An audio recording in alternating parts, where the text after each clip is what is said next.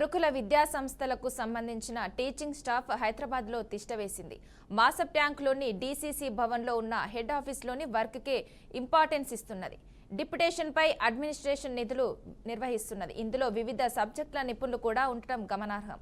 మరోవైపు ఎస్సీ గురుకులాల్లో బోధన సిబ్బంది కొరత ఉంది.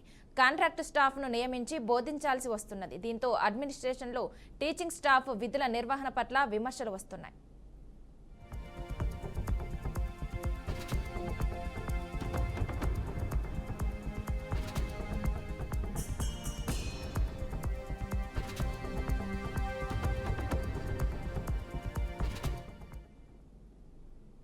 కొన్నేళ్లుగా ఆఫీస్లోనే వర్క్ చేస్తున్నాం. జాబ్ సుకున్గా ఉంది. ఇక్కడే పనిచేస్తామని హెడ్ ఆఫీస్లో తిష్టవేసిన టీచింగ్ స్టాఫ్ చెప్తున్నారు. ఇక్కడి నుంచి బయటకు వెళ్తే జీవితం హడావిడిగా గడపాల్సి వస్తుందని, ఏమైనా ఇక్కడి నుంచి వెళ్లేది లేదని కరాఖండిగా చెప్తున్నారు.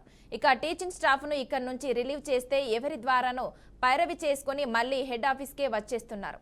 అయితే ఇలాంటి స్టాఫ్పై ఇటీవల ఉన్నతాధికారులు ఆరా తీసినట్లు తెలిసింది. హెడ్ ఆఫీస్ నుంచి వెళ్లేందుకు ఎందుకు ఆసక్తి చూపడం లేదని వివరాలు సేకరించినట్లు సమాచారం.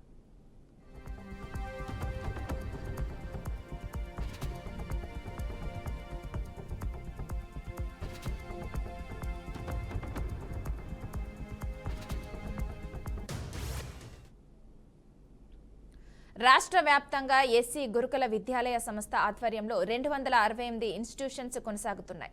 5వ తరగతి నుంచి డిగ్రీ వరకు లక్షలాది విద్యార్థులు గురుకుల రెసిడెన్షియల్ హాస్టల్లో చదువుతున్నారు. విద్యార్థులకు చదువుతో పాటు మౌలిక సదుపాయాల కల్పన కోసం ప్రభుత్వం భారీగా నిధులను వెచ్చిస్తున్నది.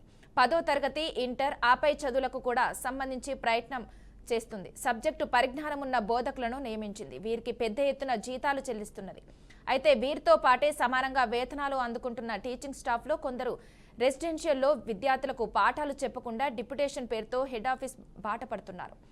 అడ్మినిస్ట్రేషన్లో డ్యూటీలు నిర్వహిస్తూ కాలం వెళ్లదీస్తున్నారు. ఈ నేపథ్యంలో గురుకుల సొసైటీ గత్యంతం లేక కాంట్రాక్ట్ ప్రాతిపదికన బోధన ఉపాధ్యాయులను నియమించాల్సిన పరిస్థితి ఏర్పడింది. దీనివల్ల విద్యార్థులు సైతం ఇబ్బందులు పడుతున్నట్లు తెలుస్తుంది. ఇక వాస్తవానికి ప్రధాన కార్యాలయంలో అడ్మినిస్ట్రేషన్లో నాన్ టీచింగ్ సిబ్బంది ఉంటే బాగుంటుందనే అభిప్రాయం ఎప్పటి నుంచో ఉంది. కానీ టీచింగ్ స్టాఫ్ ఇక్కడ పనిచేయడం వల్ల క్షేత్రస్థాయిలో ఉన్న ఇన్స్టిట్యూట్స్లో విద్యార్థులకు ఆశించిన మేర బోధన అందడం లేదన్న విమర్శలు వస్తున్నాయి.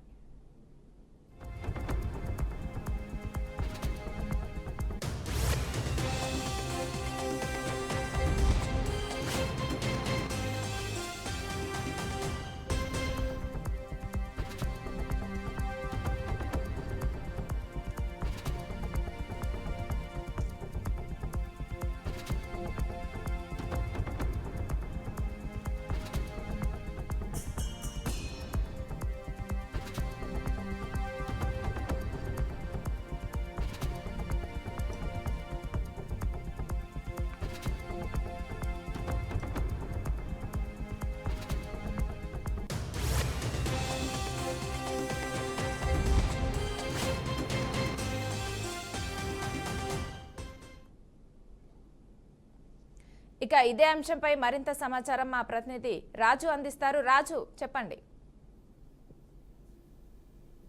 తెలంగాణ రాష్ట్ర వ్యాప్తంగా 268 ఎస్సీ గురుకుల విద్యాలయాల పూర్తి స్థాయిలో బోధన సిబ్బంది ఎట్టకేలకు హైదరాబాద్ లోని మాసప్ ట్యాంకులు ఉన్నటువంటి జీసీసీ భవన్ కి క్యూ కట్టే ప్రయత్నం చేస్తున్నారు. ఎందుకంటే అక్కడ నాన్ టీచింగ్ స్టాఫ్ తో పాటు వారు కూడా పూర్తి స్థాయిలో అక్కడ విధులు నిర్వహించాలనేటువంటి ఒక తపనతోంచి పూర్తి స్థాయిలో పైరవీలకు తెరలేపడమే కాకుండా పూర్తి స్థాయిలో డెప్యుటేషన్లపై పూర్తి స్థాయిలో హైదరాబాద్ కు చేరుకునే ప్రయత్నం చేస్తున్నారు. ఎందుకంటే రాష్ట్ర వ్యాప్తంగా ఉన్నటువంటి ఆయా ఇన్స్టిట్యూషన్స్ లో బోధన చేయాల్సినటువంటి అవసరం ఉన్నటువంటి నేపథ్యంలో ఇప్పటికే ప్రభుత్వం కొన్ని లక్షల రూపాయలు వెచ్చించి వారందరికీ జీతాల రూపంలో చెల్లిస్తుంది. అదే సందర్భంలో టీచింగ్ స్టాఫ్ అయితే కనుక అక్కడ వారందరికీ ప్రిపేర్ అవ్వడమే కాకుండా పూర్తి స్థాయిలో విద్యార్థులకు పాఠాలు చెప్పేటట్టు అవసరం ఉంది. ఈ క్రమంలో ఒక్కసారి కొంత ఇబ్బందులకు గురవుతాం అనుకున్నటువంటి వారంతా ఒక్కసారిగా హైదరాబాద్ లోని హెడ్ ఆఫీస్ లోకి వెళ్లి పూర్తి స్థాయిలో అక్కడ ఉన్నటువంటి ఆ పరిస్థితులను బట్టి పూర్తి స్థాయిలో అక్కడ హైదరాబాద్ కు చేరుకున్నటువంటి ప్రయత్నం చేస్తున్నారు. ఇందులో భాగంగా పలు విమర్శలు ఎదుర్కొంటున్నటువంటి పరిస్థితులు మనం చూస్తున్నాం. ప్రధానంగా రాష్ట్ర వ్యాప్తంగా ఉన్నట్టు 268 గురుకుల ఎస్సీ గురుకుల పాఠశాలలకు సంబంధించి బోధన సిబ్బంది అయితే ప్రభుత్వం నియమించినటువంటి పరిస్థితి. వీరంతా కూడా బోధన ఇడ్సబెట్టి అదే క్రమంలో జీసీసీ భవన్ కు చేరుకొని అక్కడ అడ్మినిస్ట్రేషన్ లో విధులు వేసినటువంటి ఆ పరిణామ క్రమంలో మరోవైపు ప్రభుత్వం అయితే పూర్తి స్థాయిలో కాంట్రాక్ట్ పద్ధతిన బోధన సిబ్బందిని కూడా నియమించుకునే పరిస్థితి. ఈ సందర్భంలో అక్కడ కాంట్రాక్ట్ పై పనిచేసినటువంటి వారు కూడా కొంత డుమ్మలు కొట్టడమే కాకుండా బోధన సరైన రీతిలో బోధించలేనటువంటి పక్షంలో విద్యార్థులు కూడా తీవ్ర స్థాయిలో వారి పాఠాలు చెప్పేటటువంటి క్రమంలో అర్థం కాక వారంతా కూడా ఇబ్బంది పడే ప్రమాదం ఉన్నటువంటి పరిస్థితి. అయితే రాష్ట్ర వ్యాప్తంగా ఉన్నటువంటి ఎస్సీ గురుకులాలకు సంబంధించి ఇప్పటికే బోధన సిబ్బంది అంతా హైదరాబాద్ కు చేరుకున్నటువంటి నేపథ్యం, అక్కడ అడ్మినిస్ట్రేషన్ లో విధుల్లో నిమగ్నమైనటువంటి నేపథ్యంలో ఇక్కడ బోధన విషయంలో కొంత వివాదాలు తలెత్తున్నటువంటి పరిస్థితులు మనం చూస్తున్నాం. విద్యార్థులకు మాత్రం తీవ్ర స్థాయిలో అన్యాయం జరుగుతుంది. అదే సందర్భంలో వాస్తవానికి హైదరాబాద్ హెడ్ ఆఫీస్ కు సంబంధించి నాన్ టీచింగ్ స్టాఫ్ అడ్మినిస్ట్రేషన్ లో విధులు కొనసాగించాల్సి ఉంది. అయితే వీరంతా బోధన చేయాల్సినటువంటి ఈ టీచర్లంతా కూడా అక్కడికి చేరుకున్నటువంటి నేపథ్యం కావచ్చు, డెప్యుటేషన్లపై పైరవీలతో డెప్యుటేషన్లు వేసుకుంటూ అక్కడ డ్యూటీలలో నిమగ్నమైనటువంటి నేపథ్యంలో వారంతా కూడా పలు విమర్శలు ఎదుర్కొంటున్నటువంటి పరిస్థితి మనం చూస్తున్నాం. అయితే ఈ క్రమానికి సంబంధించి గత కొంతకాలంగా చర్చ సాగుతుంది.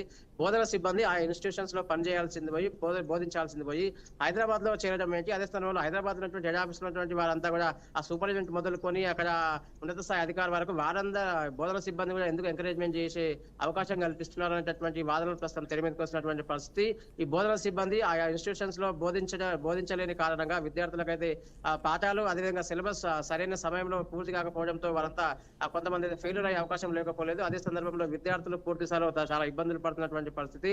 ఇప్పటికైనా ప్రభుత్వం ఆలోచించి బోధనేతర సిబ్బందిని మాత్రమే హెడ్ ఆఫీస్ లో విధుల్లో నిమగ్నం చేసే దిశగా అడుగులు వేయడంతో పాటు అదే సందర్భంలో బోధన సిబ్బంది ఎవరైతే ఉన్నారో టీచింగ్ స్టాఫ్ కు సంబంధించి ఆయా 268 గురుకులాల సంబంధించి వారందరికీ అక్కడికి పంపించి విద్యార్థులకు వారందరికీ దగ్గర ఉండేలా చూసుకోవాలంటూ పలువురు కోరుతున్నటువంటి పరిస్థితి మనం చూస్తున్నాం.